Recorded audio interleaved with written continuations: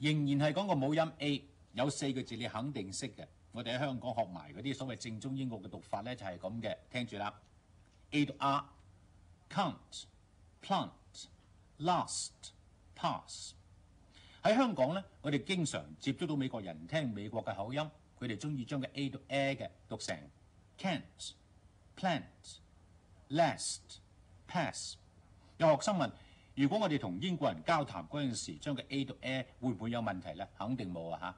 你而家睇兩個字，就用我哋常用嘅 Oxford 或者 Longman 字典查一查，原來個 A 咧係應該讀 A 音嘅。換句話講，應該講 transport、translate。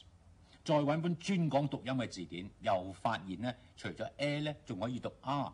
換句話講 ，transport、transport、translate、translate 全部啱。總之唔係美國人先至將個 A 讀 A， 英國人咧亦都唔係逢 A 讀 R 嘅。